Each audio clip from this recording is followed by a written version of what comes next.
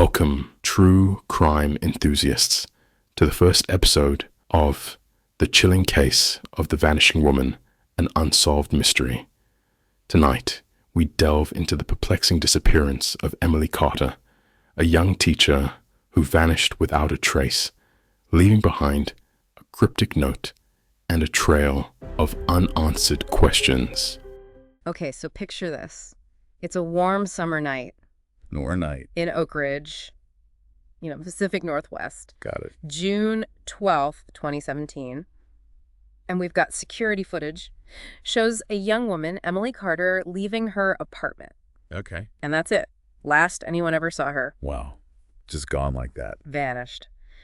And there's nothing in Emily's life to suggest she'd just, disappear on purpose. Yeah, what was she doing in her life at this time? She was a teacher, Okay. 28 years old, loved by her friends, no enemies we know of, but her car gets found, right? Abandoned. 2 miles from her apartment, driver's side door wide open, phone still inside. So someone took her. Well, there's no sign of a struggle, no witnesses, just an empty car. Huh. But here's the thing, though. Didn't investigators find something in her car? Like a note? Oh, yeah. They found a handwritten note. And it wasn't a grocery list or anything. It said, "Meet me where the moonlight touches the water." Whoa. Okay, that's creepy. So what are we thinking? Runaway, kidnapping, or something even weirder? Right. That's what we're going to try to figure out. We're diving into all of it today. Police reports, eyewitness accounts, even some local legends about the woods near where her car was found.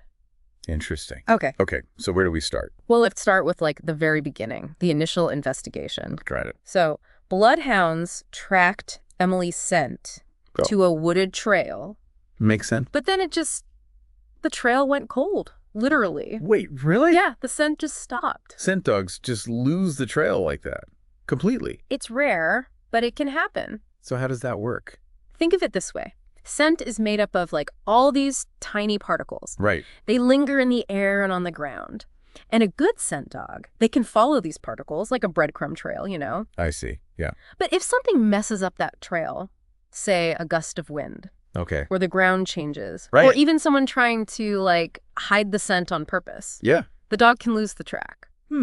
So maybe someone picked Emily up in a car and used something to cover up her scent. Oh, that's possible? Is that a common thing in abductions? It happens. Investigators would have looked for signs of that, though. Tire tracks, evidence of a struggle Right.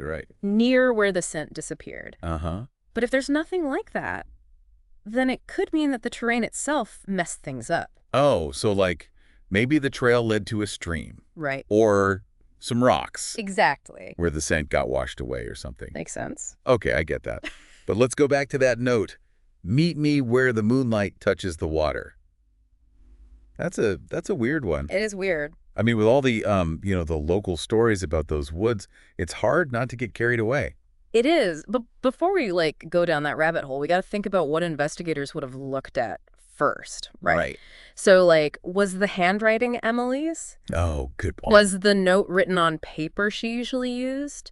That kind of stuff can help determine if it's a real clue or just a distraction. A distraction, huh? Like a red herring. Exactly. So it could be important, or it could be nothing. Man, this is already getting complicated. Yeah, this is tricky. Missing persons cases are rarely straightforward. Yeah. Every angle has to be considered. Didn't you mention that some of her friends said she was acting weird? Oh, yeah. They said she was acting off. Off, right. In the weeks before she vanished. Yeah.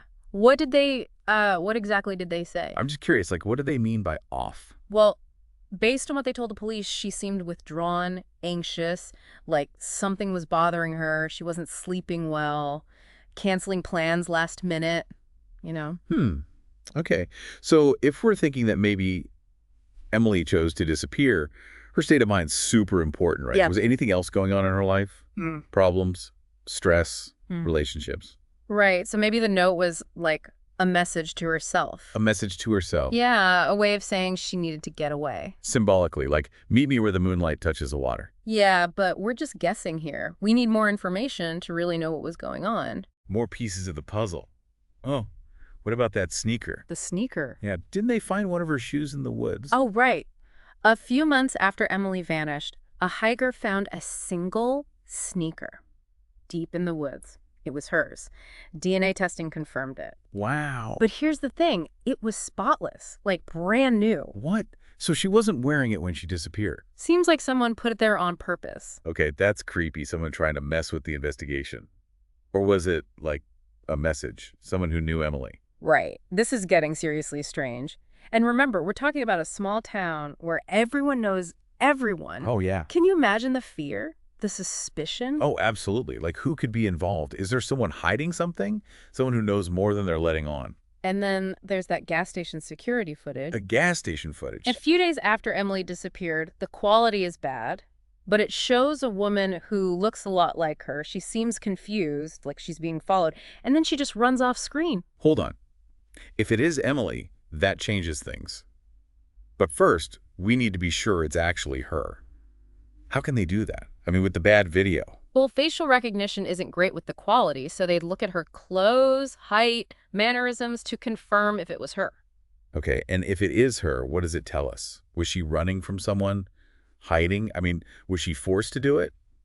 Or was she confused? That's what they'd be trying to figure out, right? The footage itself might not give us answers, but it opens up a whole new line of questions. Right. So we have a lot of questions. Was the note real? Did Emily disappear on her own, or was she taken? What about the sneaker? And the gas station? How do we even begin to make sense of this? Sometimes with cases like this, you have to look for patterns, connections between the pieces, right? And there's one thing that jumps out to me. It could be a coincidence, but it's worth looking into. Okay, what is it? What are you thinking? You mentioned those local legends, right? About the woods where Emily disappeared. Yeah. Well, turns out this case is really similar to another unsolved case in Oak Ridge. Another case. Yeah, Rachel Spencer. Disappeared back in 1998. Wait, are you serious? 2 disappearances in the same town. How similar are we talking? Chillingly similar. Rachel vanished, just like Emily. No trace. And guess what? They found a cryptic note, too. This one said, "Find me where the stars touch the river." Whoa, okay. This just got interesting. 2 young women gone missing from the same town, both with these strange notes. That's a pretty big coincidence. Coincidence? Or is it, like, connected somehow? It's creepy, right? What are the chances of that happening? 2 disappearances years apart. Yeah, it's not something you see every day. Definitely statistically unusual. So investigators will be looking at both cases really closely, comparing all the details, the evidence, timelines, those notes, everything. So, like, are we thinking copycat? Someone saw what happened with Rachel and tried to do the same thing with Emily. It's possible. Copycat crimes do happen. Someone gets obsessed with a case and tries to copy it. Sometimes they'll even add their own little twist. But what if it's not a copycat? What if there's something about Oak Ridge itself? I mean, you talk about those local legends. Let's not jump ahead. We got to stick to the facts. Right now, we've got 2 missing persons cases with some, similarities. Those notes, did they know each other? Emily and Rachel? Any mutual friends? Connections. That's what investigators would want to know. Okay, but let's talk about the notes for a minute. You said investigators would look at the handwriting and the paper. Can you tell that much from that? Like, could those details really matter? Oh, absolutely. Handwriting can tell you a lot about someone's state of mind. Were they writing fast, trying to change their writing so no one would recognize it? And the paper, was it from a notebook, a letter, or something weirder? So if the notes were written on the same kind of paper, or if the handwriting's similar, that could mean the cases are connected. Right. And even if the handwriting is different, the way the messages are written, the words, the tone, could be similar. That could mean the same person wrote both, or someone was trying to copy them. It's like trying to crack a secret code. And speaking of secrets, there's something new in Emily's case. An anonymous tip about a diary. Apparently, she wrote in it every day, and it might have info about her disappearance. A diary? Really? That's real. That's huge. I mean, what kind of stuff would they look for in that? They'd look for anything that shows what was going on with her before she disappeared. Did she feel threatened? Did she write about wanting to run away, maybe meeting someone secretly? And anything about where the moonlight touches the water or anything like that from the note. So we could see the world through her eyes, what she was thinking and feeling. That's got to be the key to figuring this out, right? Could be, yeah. But we have to remember, they haven't found the diary. It's just a tip. And those can be unreliable. Could be real, could be a hoax. Someone trying to get attention or mess with the investigation. Okay, that's true. So how do you even start looking for something that might not even exist? First, they try to confirm the tip. Who sent it? Did they know Emily? Is there any reason to think this diary is real? If it seems legit, they start with her stuff. her apartment, talk to family and friends, see if anyone knows about this diary or where it might be. It's like a treasure hunt. Right. But Yeah. the treasure is the truth about what happened. What if they never find it? Well, they wouldn't just stop there. They'd keep looking for other clues. Use new technology to re-examine the old evidence. Even bring in some experts. Experts in what? It depends on the case. Maybe they'd get forensic psychologists to analyze the notes Emily's writing, to see if there's a pattern, or to figure out the type of person who might have done this. They might bring in, geographers. Geographers, what for? To study the area where she was last seen, to figure out why the scent trail disappeared. Okay, so it's not just about finding clues, it's about understanding them. Seeing the bigger picture, yeah. And sometimes that bigger picture is, it's complicated. It's not just the evidence. It's about people and their relationships, the things they don't want to tell anyone. What's going on in this town that we don't know about? It's easy to get caught up in all the details, the evidence, the theories, but we can't forget that this is about Emily, a young woman who just vanished. What was she thinking in those last moments? That's the question, right? What happened to her? The not knowing is what gets you. It's worse than any answer. It leaves everyone hanging, grieving, not sure what to think.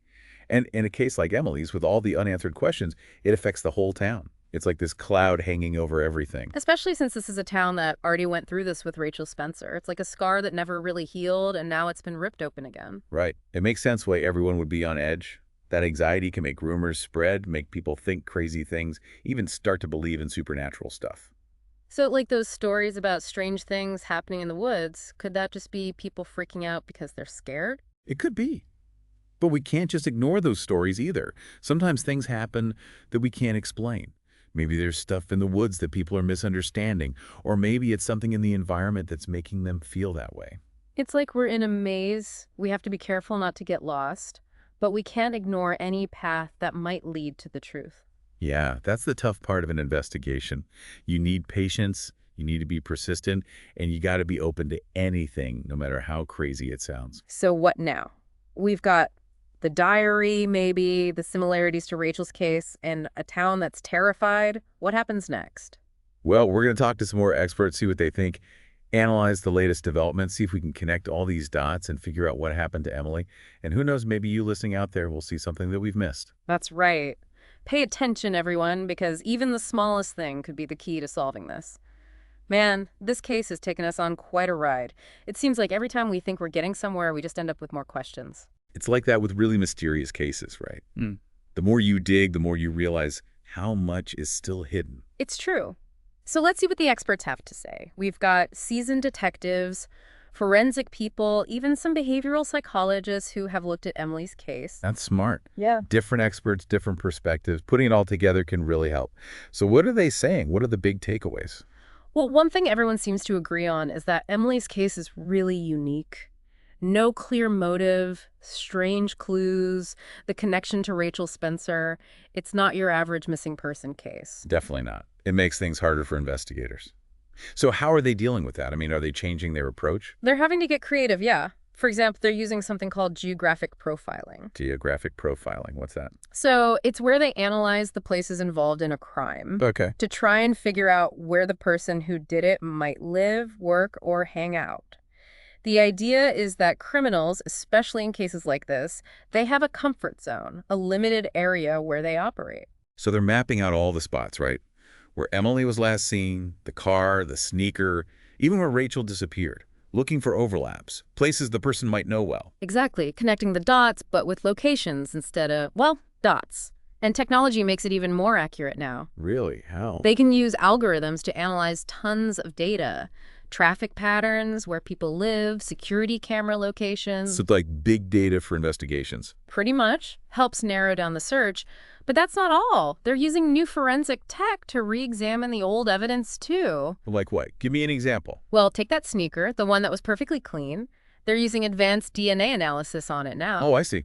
Back when Rachel Spencer disappeared, DNA tech wasn't what it is today. Right. So they might be able to get DNA from that shoe now that they couldn't before. And if they don't find a match in their databases, they can still learn a lot about whoever touched that shoe. Hair color, eye color, ancestry. It's pretty amazing what they can do now. Science fiction stuff, almost. What about other missing persons cases? Could Emily's disappearance be part of something bigger? That's a good question. They'd definitely be looking into that, especially with the Rachel Spencer case. They'd check missing persons databases, looking for any unsolved cases that are similar. Young women, no trace, cryptic notes.